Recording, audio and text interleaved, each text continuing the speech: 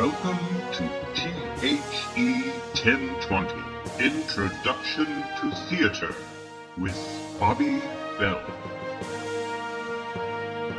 The Ancients.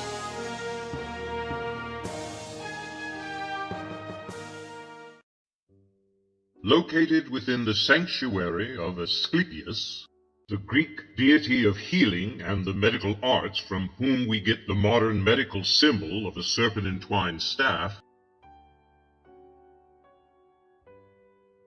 is the theater of Epidaurus, one of the most perfectly preserved theater structures of the classical Greek era.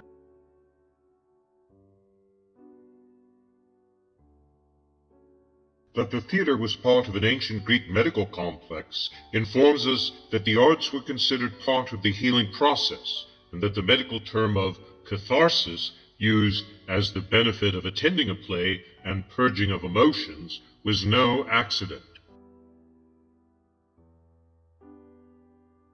The theater of Epidaurus, built into a natural cavity on the side of a mountain between the years 340 and 330 BCE, has seating capacity for approximately 14,000 spectators.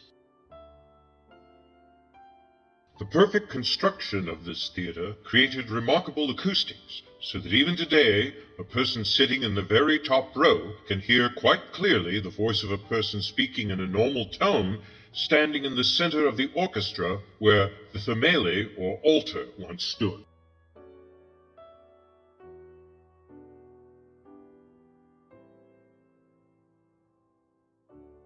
This theater is a wonderful example to review the basic parts of a classical Greek theater.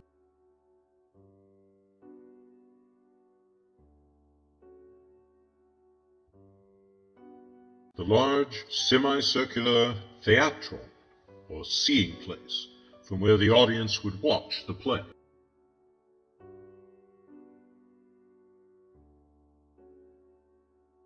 The skene, or scene building, from which the main actors would make their appearances, and into which they would return to change costumes and masks, or make their final exits. The orchestra, or dancing place, where the chorus would perform their choral odes, and where much of the action of the play would take place. The themele, or the altar, where the ritual sacrifice would be made at the beginning of festivals and holy days before the beginning of the theatrical performances. Later, the themele was moved to a less prominent area, such as the side of the orchestra or even the back of the theatron, as the religious aspects became less pronounced in the Hellenistic and Greco-Roman eras. The eisodoi, or pathways, through which the audience entered the theatron, and also through which the members of the chorus made their entrances. The basic model of the classical Greek theater, with modifications such as the addition of periskene at the end of the classical era,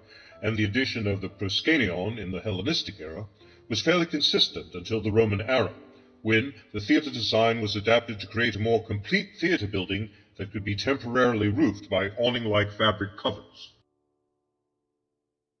The reach of the Roman Empire can be seen by the numerous extant Roman theaters found throughout Europe and Asia, to which the former empire spread. In what is now Turkey, the ancient city of Ephesus holds one such theater that has all of the basic features of the Roman design. The cavea,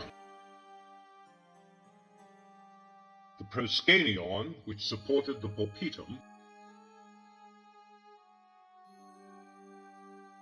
the remnants of the ornate frons skene, the vomitorium. In the ancient Roman sea resort town of Pompeii are two Roman theaters preserved by the deadly eruption of Vesuvius in 79 AD, the large Great Theater of Pompeii and the smaller theater, also called the Odeon. In both can be seen the remains of the basic Roman theater, the cavea, the frons skene, the proskenion,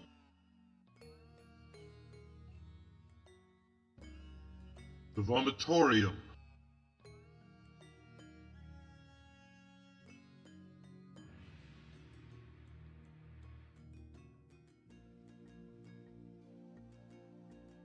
Using the Great Theater of Pompeii as our foundation, We can use our imagination to fill in the details of these ornate structures with their temporary fabric roofs. Once we have filled in those details, we can review the basic parts of the Roman theater.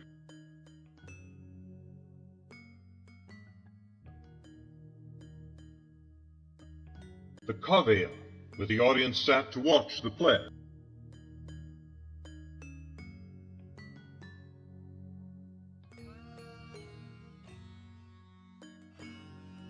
The elaborately ornamented fronskene, with its 3 entrances that served as the set for all the play.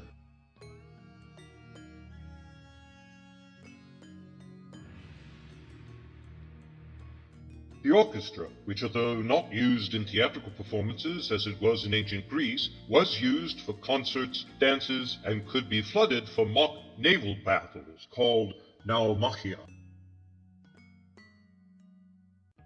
The proscenium, an ornately designed wall in front of the fronskene that also supported the stage for the performance.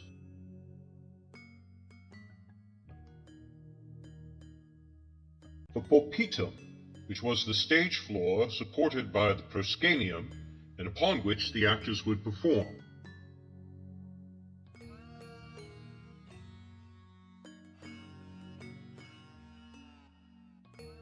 The vomitorium, which were tunnels cut through the cavea and theater building through which the audience entered the theater.